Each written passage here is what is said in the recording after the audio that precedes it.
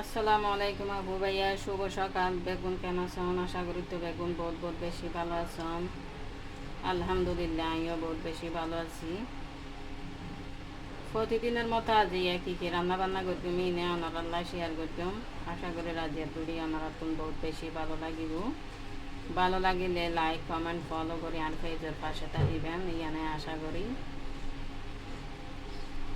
এই যে আপনারা দেখতে লাগবেন কাঁচকলা হাড়ি হুড়ি লইলাম, একটু হলুদ দিয়ে পানির মধ্যে ভিজে রাখিলাম যাতে হসিন বাইরে যেগুই।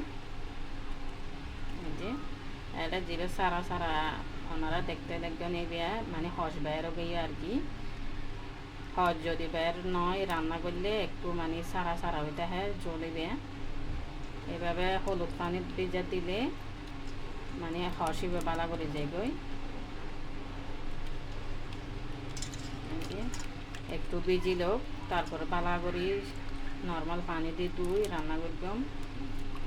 কিন্তু রান্না করতাম মসুরির ডাল দিই, তাহলে একটু সড়ো করি করি হাঁটতে আর কি।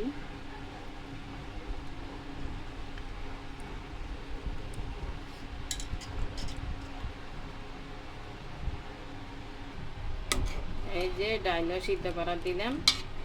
ডাল যদি সিদ্ধ হয়ে যায় তারপরে মশলা অল্প অল্প দিই। কলাম মিঠা আসলে তেমন মশলা দন্ন করে অল্প জিরার গুঁড়ি, অল্প ধনিয়ার গুঁড়ি, হলুদের গুঁড়ি, সামান্য মরিচের গুঁড়ি।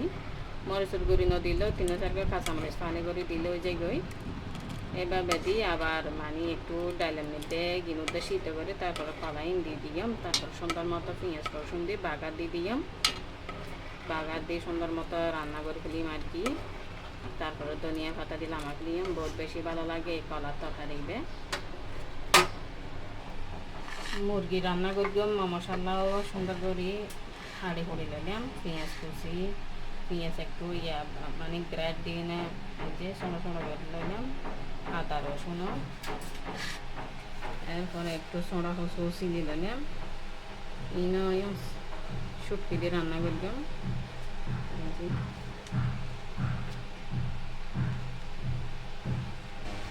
এই যে মুরগি হাঁড়ি করে নিলাম। এটা আছে সবটা লাল মুরগি।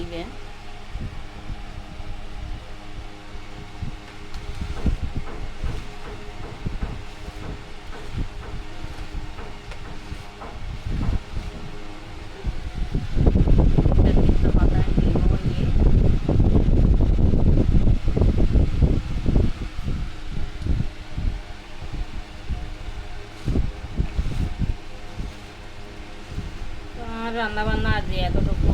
আমরা বেগুন ভালো থাকেন, সুস্থ থাকেন আর পেজের পাশে থাকিবেন, ফলো করি। আসসালামু আলাইকুম।